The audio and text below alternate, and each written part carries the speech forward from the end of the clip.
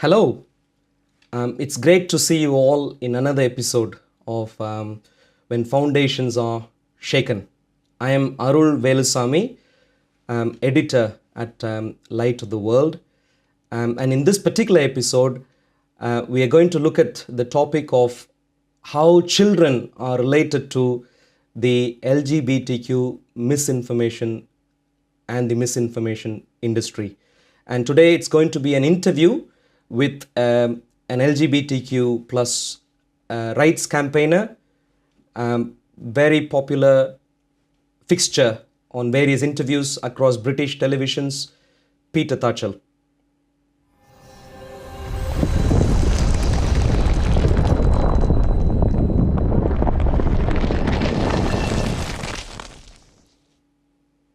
Hello again. Like I said, the topic that we are going to cover today is the children of our nation and the impact and the risks and everything else they face because of the LGBTQ misinformation and misinformation industry.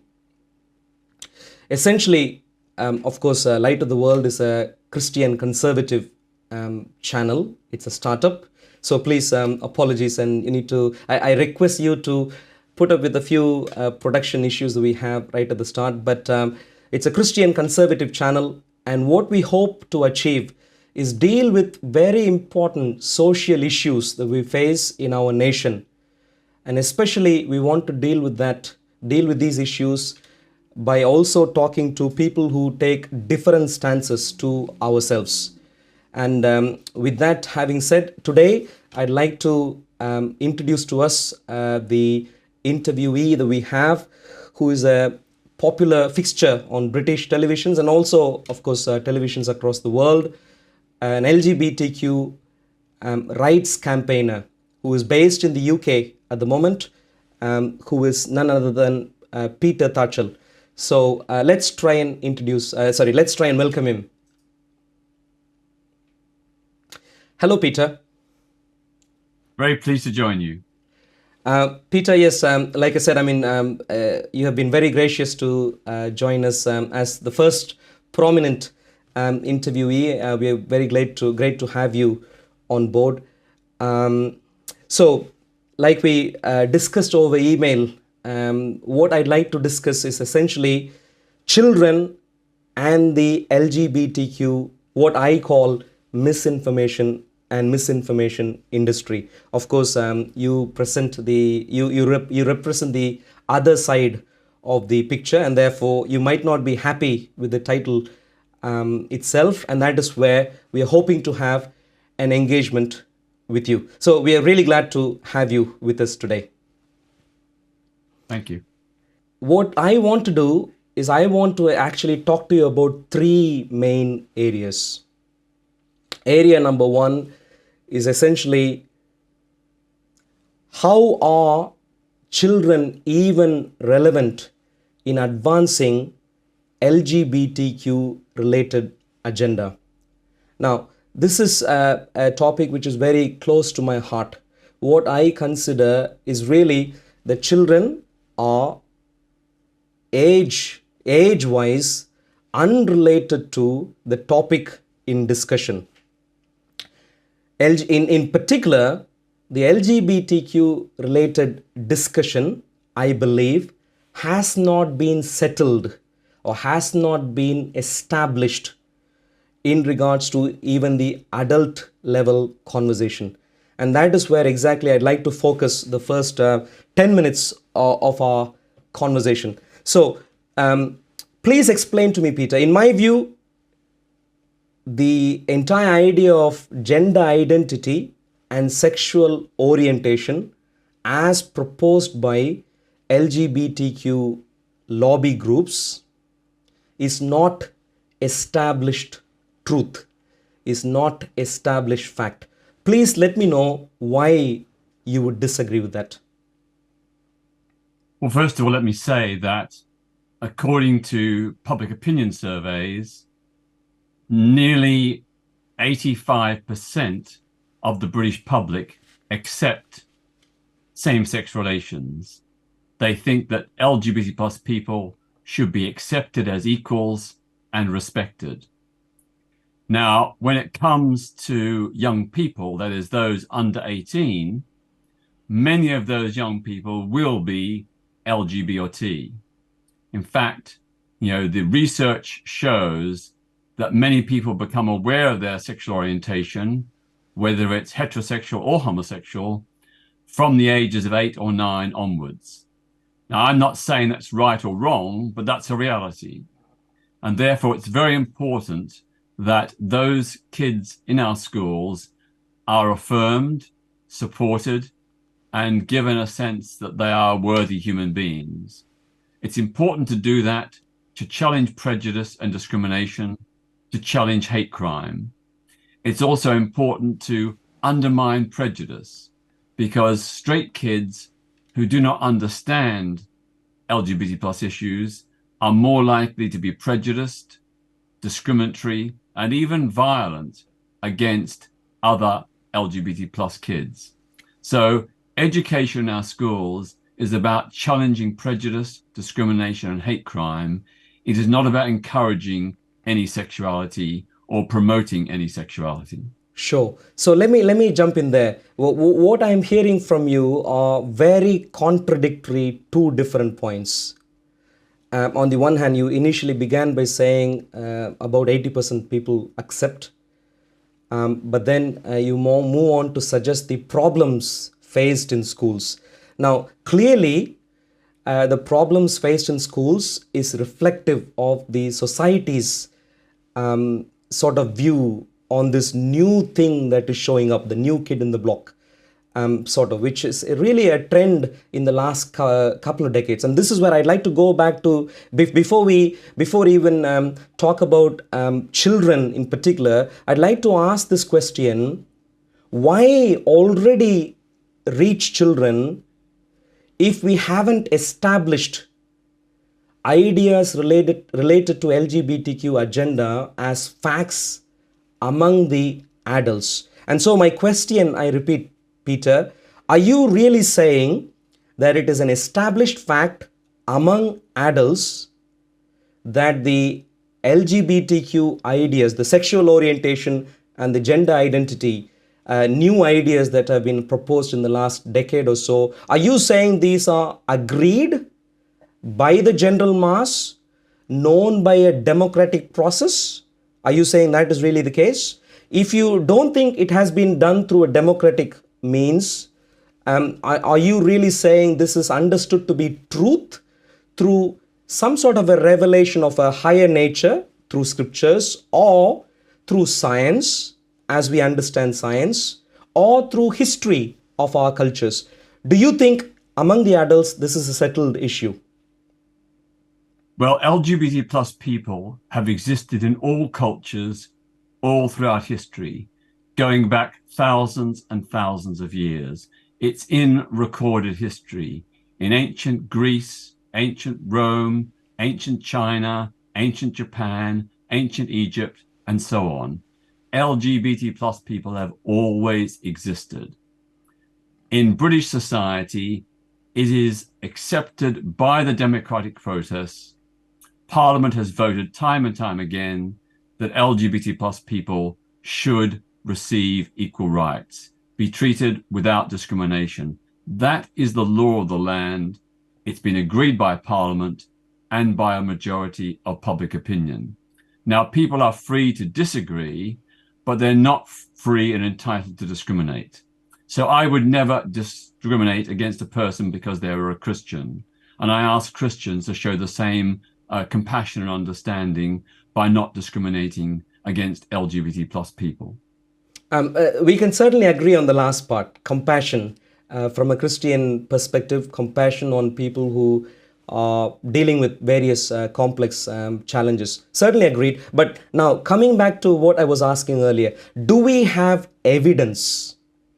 Do we have evidence? So I know you spoke about a couple of things there. You said throughout history, this has been the case. Do we have evidence to suggest that LGBTQ related phenomenon was considered to be normative in different cultures. I do appreciate, I myself come from India. I know that people have been identified to have issues in relation to sexual identity, sexual orientation, and gender identity. We always have acknowledged that people had issues, but to say that we had agreed that that was normative would be a bit misleading. So I'd like to ask you this in regards to history. Do you have evidence to suggest that the behavior or the understanding of sexual orientation, which is non-conformant to what we traditionally understand to be male and female, were normative? Did cultures agree? If so, please explain to me how, in terms of languages which have developed in various cultures, people have always only used masculine and feminine gender. This has always been the case. Traditionally, this the claim that the LGBTQ ideas were traditionally accepted, I don't see that to be reality. Please help me understand. Why? What evidence have you got to the contrary? Well, you've clearly not read history. You've clearly not read anthropology. You've clearly not read psychology. The evidence is there. Take India, for example. In the Kama Sutra, it is very clear that homosexuality is part of the Kama Sutra. In all the ancient Indian sculptures, there were depictions of same-sex acts. It's only when Britain came to India that those sculptures were smashed and destroyed by the colonizers, who imported not homosexuality, but imported homophobia to India. Prior to British colonization, there were no laws against homosexuality in India. That was imposed upon the people of India by British imperialism. And as you have now realized and understood, the Indian Supreme Court has struck down those laws and said these laws are incompatible with human rights.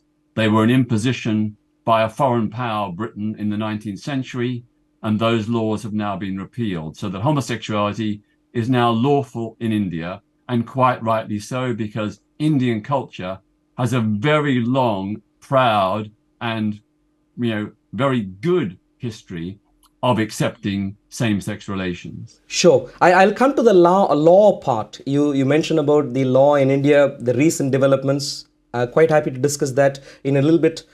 You mentioned also about how Parliament in the UK has enacted acts. I'd like to maybe combine them both and discuss in a little bit. Now, coming back to history, I completely disagree. As someone who has experienced India firsthand, I completely disagree with your view that Indian society had historically accepted LGBTQ principles as normative. First of all, just to point out very clearly to you, you were purely only talking about homosexual acts. LGBTQ, as of course you would rightly even correct me if you wanted, you'd always say the plus at the end and I and A and everything else being added and so on. Talking about one little part, evidence for one little part being there in different cultures, and claiming that one little part means the cultures have accepted those behaviors as normative, and it also is representative of the other aspects of LGBTQ. I simply don't understand. I simply don't find evidence for. So please help me understand. Indian evidence, I can very clearly say, societally, I don't know if you know about this, Kama Sutra would have been read by a very, very, very negligent portion of Indian society. I would rather even guesstimate it something to be even less than 1%. That's how much Indians would have read Kama Sutra. This is the reality, not just Kama Sutra, but also various other scriptures. So in other words, but going by the experience, societally speaking, I can very strongly vouch that this is simply not the case. I can give you examples of how people are clearly understood not to be of normative behavior from Indian culture, as a simple example. And I think this is the case in the Western culture also. Now, purely saying some book somewhere talks about this doesn't mean it was culturally accepted. Do we have evidence for cultural acceptance, historically speaking, either in the UK or anywhere else? Not just showing some book somewhere, but a general cultural acceptance? Well, when you look at the ancient Indian temples stretching back thousands of years, the fact that they depicted same-sex love and attraction would indicate that there was acceptance that this was part of the spectrum of human sexuality. So there is clear evidence in the sculptures. Of course, as I said, they were destroyed by the British colonizers when they invaded and occupied India. But, let's not quibble over that. There are so apologies, many Peter. examples, I need to jump. Sculptures going back hundreds and thousands of years. So there's no dispute about that. Look at the science. Let me please jump in there. The science shows that sexual orientation is, at least in part, due to genetic inheritance and hormonal influences in the womb. That has been established by dozens and dozens of scientific studies. It is cruel and unjust to penalize something for the way in which people are born or predisposed to be. That is wrong. That is immoral. Okay, if you talk about Christianity, Jesus Christ condemned many sins. He never once condemned homosexuality. That's the Old Testament, which also said monstrous things about selling daughters into slavery and other monstrous crimes. I need to jump in here. I need to jump in here, Peter. Thank you very much. Cultural, again, I completely disagree. This is where I bring in my first-hand experience, and this is clearly demonstrable also. Even though temples in India have even naked sculptures all over the place, India is one of the most conservative societies you could find on planet Earth. And so just because they show up in temples, it does not mean their behavior was culturally normative. And this is where my problem was. But that's fine. Now, moving on to you brought in science there. It doesn't matter whether it was normative. You say it's not normative. I say the temples show that historically in the past it was normative, but that doesn't matter. The important is LGBT plus people, we are entitled to the same human rights as everyone else. It's enshrined in international human rights law. It's enshrined in the Commonwealth Charter. It is enshrined in the interpretation of the Indian Constitution by the Supreme Court. That is the issue. Sure. We do not go around. A decent person, a Christian person, should never go around disparaging other human beings for who they are. Peter, the clear practical demonstration is I am engaging with you with all due respect. So to say that Christians are disparaging is not right depiction. Now, I also see that you repeatedly say that it is enshrined in the law of the land, in the case of India, in the case of the UK. So if you were to go just by the law of the land, would you agree that this was an unacceptable practice until recently? Well, certainly in modern India, homophobia was imported, encouraged, and imposed by the British colonial administration. As I said, before colonization, there were no laws in India against homosexuality. In fact, the homosexuality was quite widespread. It was celebrated in art, literature, and sculpture. What happened in the past is irrelevant. We really have to concentrate on now. Sure. And in every country, in every culture, LGBT plus people deserve dignity and respect. Sure. So now, okay, let's come to this. Past doesn't matter, is what you were saying. For me, past does matter, because once we understand the past, what we can establish is if the developments on the LGBTQ agenda, we can establish if this is a new development or if it was always there.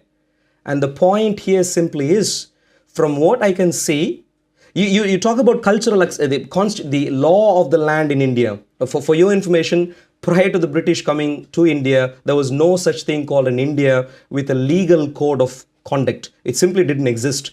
What we had were rulers, monarchs ruling in various aspects and so on. Now, past doesn't matter, is what you're saying. To me, past does matter. The past does matter, but in terms of human rights today, Sure. we should focus on today. Sure. And under human rights law, LGBT plus people, together with everyone else, are entitled to human rights, dignity, and respect. Absolutely. Dignity and respect, no problem at all. No problem. Question is, are the claims accurate? So you said scientific reports. You alluded to scientific studies showing that LGBTQ related ideas are well established principles. What kinds of reports are we talking about? Are they mass studies, or are they studies of some niche population? What specific reports do you have in mind? Well, in the case of the British Social Attitudes Survey, which is widely respected, about 85% of the public say that homosexuality is acceptable, that LGBT plus people deserve dignity and respect.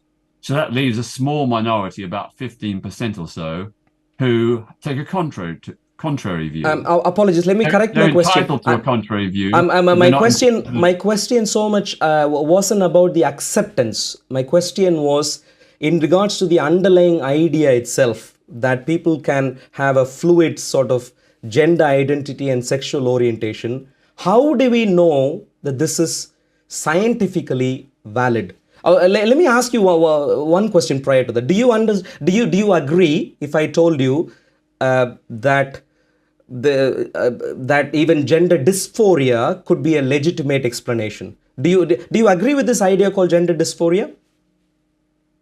That's got nothing to do with sexual orientation. Sure. So, but if you agree with, but do you agree with the idea of gender dysphoria? That I people wouldn't have use that language. There are people who are trans. There are transgender people. Yeah, but do you appreciate that there are mental problems in relation to gender and sexual orientation? No, of course not. And every psychological and psychiatric body in the world of any repute says that's absolutely wrong. There's nothing mentally ill with people who are LGBT. So, I mean, even today in NHS, according to NHS, we understand that when people don't conform to a regular idea of a man and a woman, the term still used in reference to that is gender dysphoria. Now, of course, how that's do not they? correct. That's not correct. That's not correct. I checked that just a few minutes before our interview. Gender dysphoria is a legitimate term used by the NHS even these days, and the term clearly indicates some sort of confusion in regards to gender identity. This is No, it's not confusion. It's not confusion. It's that some people are transgender and they feel that their physical body is not the same as their emotional and psychological feelings. So they claim a transgender identity. Sure. So now the question again here is, if you agree that there is the possibility of a mental ailment, I don't agree with that. I don't agree with that. All the world's psychiatric bodies say there is no mental illness involved in homosexuality or being trans. Of course, some straight people can be mentally ill, some gay people can be mentally ill, but having a sexual orientation that is homosexual does not mean you are mentally ill. The World Health Organization rejected that more than 30 years ago. Sure. So, like you rightly agreed, so we are only talking about what has changed in the last couple of decades. And there too, I'd like to reassert the point that according to the NHS, still, the term used is gender dysphoria, which simply refers to the idea of a disconnect between what your mind feels with your body. So there is a disconnect between these two things. This is what NHS says.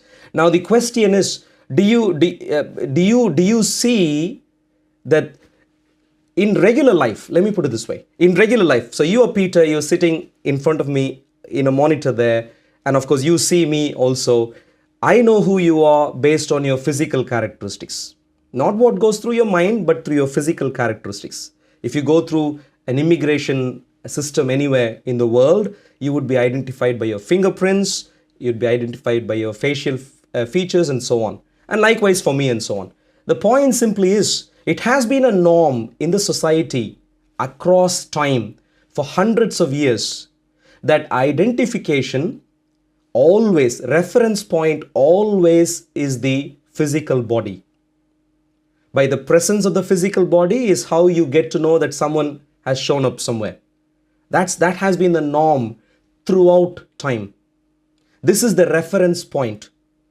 Now, what goes through the mind of a person is a thing that sits on top of this observation.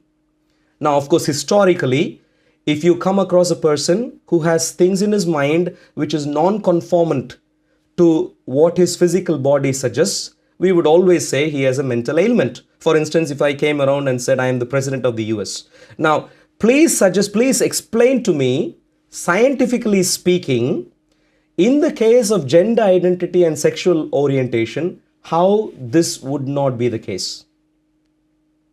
Well, it's very simple. A gay man is a man.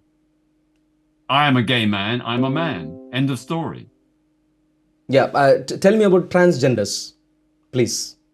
Well, in the case of transgender people, as I said, their mental, emotional feelings, their identification is different from their physiological, biological sex. Now, they are different from other men or women, but gender identity is a valid difference. So yes, you have people whose identity is based strictly on their biological sex, as in my case. Then you have trans people whose identity is based upon their gender identity. That's also valid. Those are two different things, but they're equally valid. Claiming a transgender identity doesn't harm you, doesn't hurt anyone else. It's just something that a person feels, and why not? Well, okay. So this is the main argument I see advanced. The question of why not? Just because it is advanced, the idea advanced today is that it doesn't harm others. Why not let the trend go? Let me come back to this. The question I asked is very simple.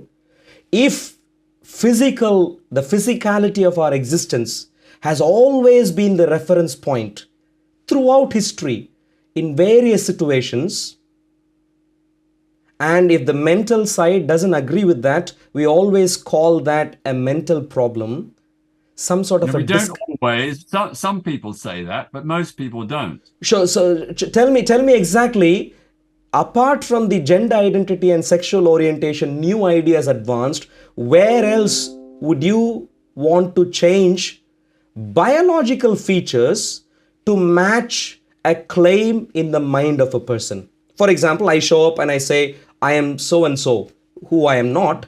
I think I am so-and-so. Would you think that I need to change my biological features to match with that? Or, of course, this is a wild example. You can choose any other example if you want.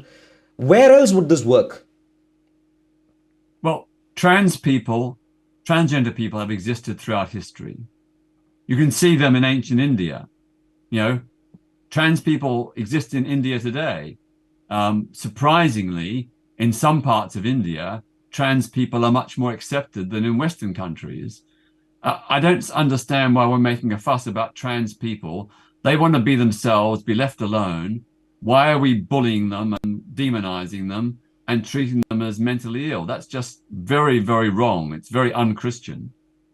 By all means, I am a Christian myself, a very ardent Christian, and I can say that I have been asked to love everyone. And so there is by no means a rejection of a person in what I'm saying. I'm trying to critically examine the ideas being presented. So I asked for an area where this has worked before. You're going back to the acceptance in India, and I can challenge you based on statistics. Maybe the next time when we have a discussion on one of the similar topics, the idea simply is, in India, societally speaking, if you claim historically this anything other than a man and a woman as genders have been historically attested or taken to be normative, I simply disagree.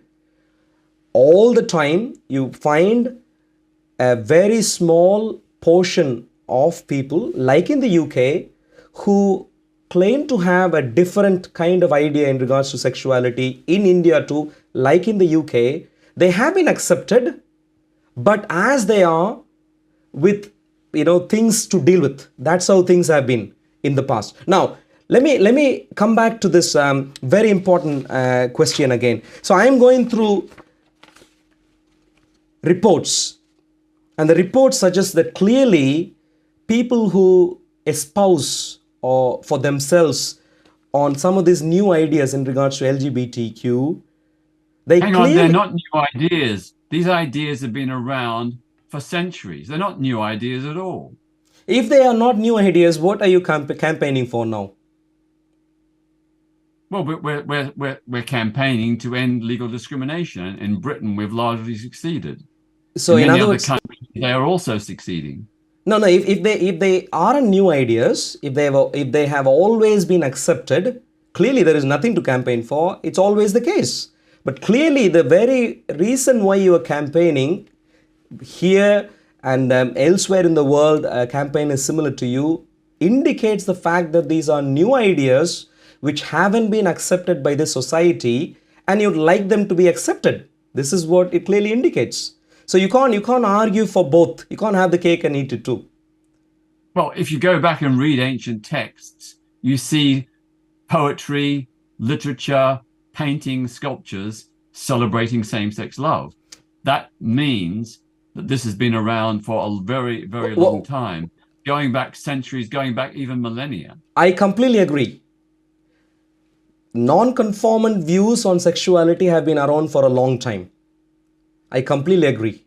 But what I'm going to add to that is that that is the case, like in the past, even like right now, in a marginal portion of the society.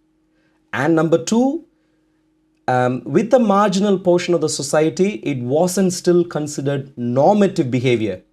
Now, and this is where my point simply is mental ailment. How would you explain this, Peter? So, Stonewall itself actually says that I'm reading multiple reports here. Stonewall's report, Mental Health UK report, and various other mental organizations, organizations that deal with mental welfare, mental ailments, and so on. They clearly suggest that people with these new orientation ideas are also people who are struggling with various other mental problems. I'll give you a few points You don't here. need to give me. I know what you're talking about, but look, the reason why LGBT plus people do have higher rates of depression, anxiety, and even sometimes mental illness is because we are a persecuted minority. All persecuted minorities throughout history have had higher than average rates of depression, anxiety, and mental illness. I have been a victim of homophobic hate crimes many, many times. Fortunately, I haven't had mental illness, but some of my friends have. And if you had been beaten up because you're a Christian, not once or twice, but maybe 10 or 20 times during your life, you might have mental health issues as well. They're not because you're a Christian, it's because you were persecuted as a Christian. Sure. Yeah. Thank you. Thank you very much. I'm really sorry to hear the fact that you have. I don't know if you were talking about physical. Yes, physical persecution violence. also. It's really sad to hear that. I don't think that's what you should go through. I do apologize I'm really sad to hear about that. But the point still is, I'll ask this just one more time, and then I need to move on to children, bringing in children here at the end, please. The question is, you are asserting very boldly that the mental ailments that people who espouse the new ideas are having, you are asserting. Actually, before we go there, you also contradicted. You said they are a persecuted minority. I thought all the while you have been suggesting that this is normative behavior. People who have been understood to be of normative behavior right throughout history. And now you're talking about persecution and being a persecuted minority. So that's a bit of a contradiction there. I didn't say that LGBT plus people have been accepted all throughout history, throughout all societies. I've said LGBT plus people have existed throughout history in all different cultures, in all different epochs. Sure. They've always been a hardcore minority who are homophobic, and that still exists in Britain today. Sure. But the people who are doing the hate crime against LGBT plus people, they're a small minority. They're not representative, but they are vicious and nasty. I heard you loud and clear, and that is the very point I want to stress on. So what you're saying is they have always existed. Now, so far in the discussion, what I've been trying to find out is whether these ideas were normative among the broader society. Now, clearly, so far you have been arguing for their existence, which I completely agree with. Right from the start, I will completely agree and say existence of views which are non-normative, non-compliant, have been in existence right throughout history in various cultures. Completely agreed. But they weren't taken as normative, not certainly by vast portion of society. Now, children and the agenda, Peter. So you said, well, let people exist, let them do what they're doing. Why make a fuss? The fuss is this, of course, in regards to children, I have an article in my hand. Just from this year, the number of, drag queen story hours, where, of course, clearly the target audience are children, in some cases, very, very young babies. And I have a very young baby myself. What we find is content very inappropriate to these children, to these very young babies. And they have been led to consume this content. Would you agree with that sort of behavior? The media reports about drag time story hours has mostly been sensationalized, demonized, and misrepresented. Drag time story hours are mostly telling innocuous stories to kids. Drag queens are using costume in order to encourage young people to read. There's nothing about sex in them at all. It's no sexual content. It's just about using a colorful character like a clown, but this time a drag queen, to tell kids stories and encourage them to read books. That's all it's about. Are you really suggesting that sexually explicit content hasn't been made available as part of these drag queen hours in the UK this year? Yes. And so the report that I don't even want to show the pictures that I'm looking at right now. The reports that we have in the wider media with even pictures of very scantily clad adults, very little clothing, facing very young children. Are you saying these incidents did not happen? How young are those children?